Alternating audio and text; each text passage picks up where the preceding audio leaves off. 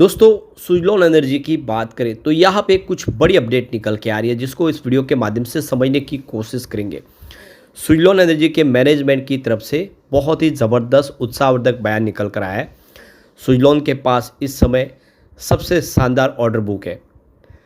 Government ने जो नई पॉलिसी लाई है जिसके तहत सिर्फ मेक इन इंडिया के तहत जो इक्विपमेंट बने होंगे वही विंड टर्बाइन पास होगी, वरना उस विंड टर्बाइन को सरकार की परमिशन नहीं मिलेगी।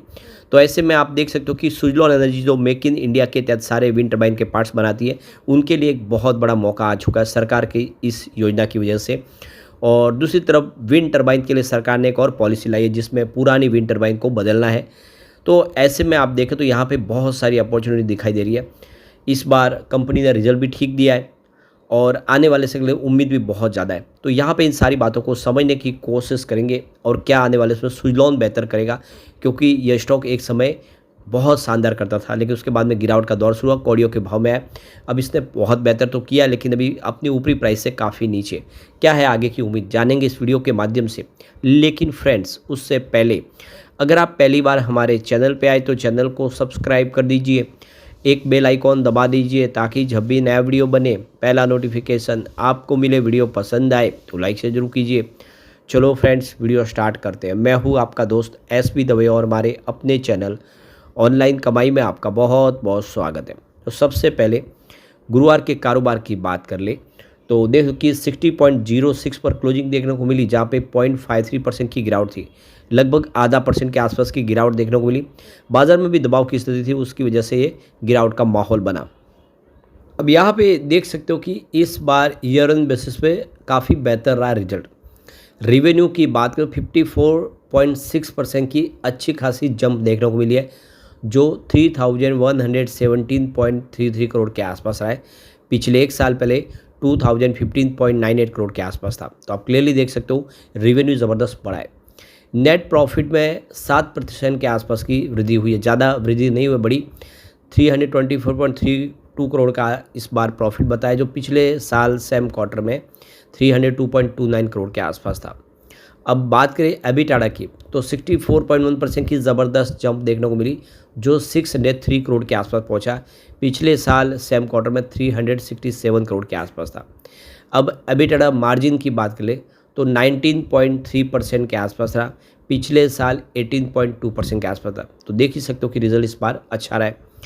अब यहाँ पे ट्रिगर देखें कंपनी का, तो कंपनी का प्रॉफिट तो बड़ा ज़रूर है लेकिन यह बढ़ोतरी मुख्य रूप से 550 करोड़ रुपए के इन्वेंट्री गेन की वजह से रही है। ऑपरेशनल लेवल पर बाजार को ज़्यादा मजबूती नज़र नहीं आई है।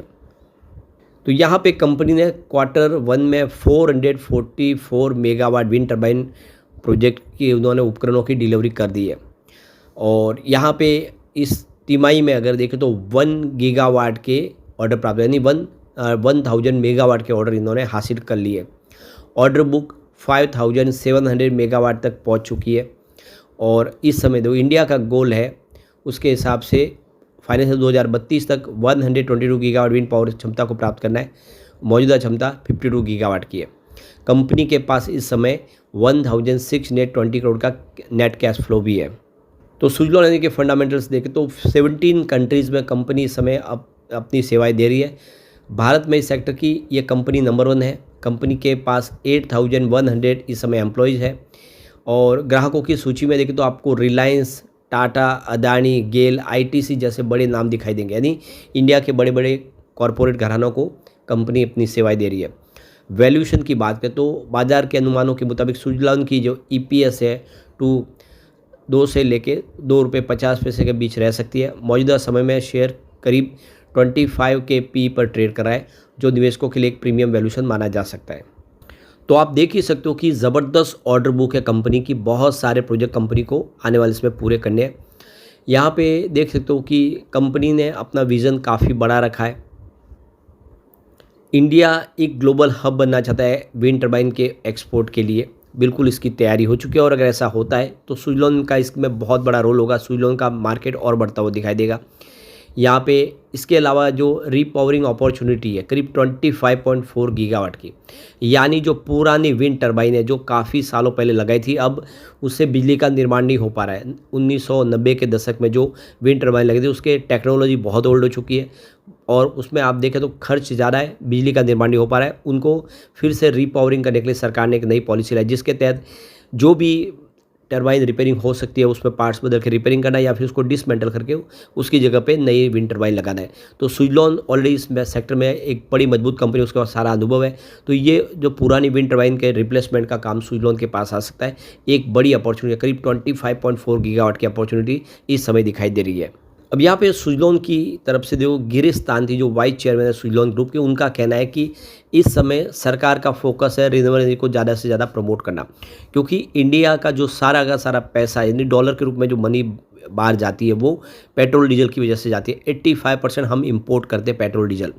तो सरकार चाहती है कि ये खर्च बच जाए ताकि आने वाले समय डॉलर इंडिया में अच्छे स्टॉक में रहे। जो लगातार जो हमारा डॉलर कम हो रहा है इस तेल डीजल और पेट्रोल डीजल खरीदने में, उसको कम करने का एक ही रास्ता है कि रिन्यूएबल एनर्जी को ज़्यादा प्रमोट किया जाए। ऐसे में विंड टर्बाइन और विंड मिल्स के लिए बहुत सारी अपॉर्चुनिटी इस समय दिखाई दे रही है।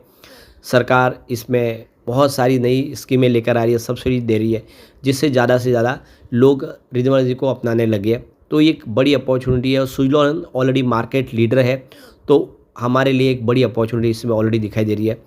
इस समय देखें तो 50% ऑलरेडी क्लीन एनर्जी ने अपनी जगह बना ली, यानी 50% परंपरागत ऊर्जा, तो 50% अब क्लीन एनर्जी का भी रोल दिखाई दे रहा है। और जैसे जैसे इलेक्ट्रिसिटी कंजम्पशन बढ़ेगा तो ऐसे में सुजलॉन जैसी कंपनियों को फ़ायदा बहुत ज़्यादा होगा। तो सुजलॉन एक नई लेटेस्ट टेक्नोलॉजी के दम पे मार्केट में अपनी धाक और जमाने को तैयार है। कस्टमर बेस लगातार बढ़ रहा है, तो क्लियरली सिग्नल है जो मैनेजमेंट का कहना है कि आने वाले समय सुजलॉन बाजार में बेहतर करता हुआ दिखाई देगा। अब सवाल ये निकल के आता है कि सुजलॉन एनर्जी का जो मैनेजमेंट है पहले कह रहा था कि Q1 के दरमियान डिविडेंड दिया जा सकता है, लेकिन डिविडेंड इस बार नहीं बांटा है।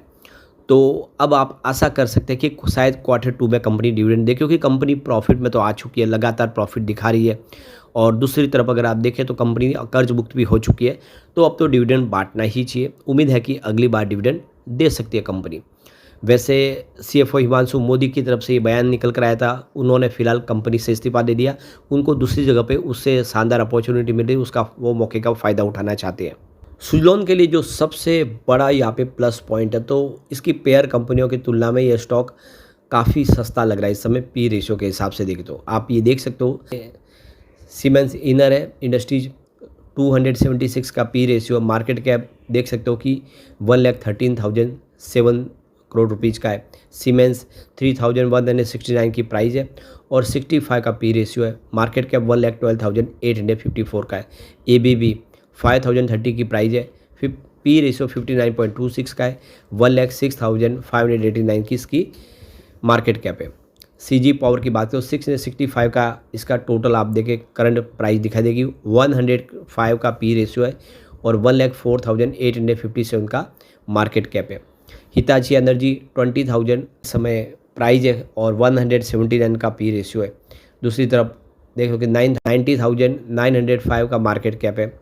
सुजलॉन एनर्जी की बात करें तो 60.06 की प्राइस है, 39.03 का पी रेशियो है और मार्केट कैप 81,657 का है। भेल की बात करें 221 की प्राइस है और 265 का इसका पी रेशियो है, 77,068 की मार्केट कैप है। क्लियरली देख सकते हो कि इस पूरी लिस्ट में सुजलॉन इस समय काफ़ी सस्ता लग रहा है, दूसरी कंपनियों के मुकाबले में सबसे कम पी रेशियो है।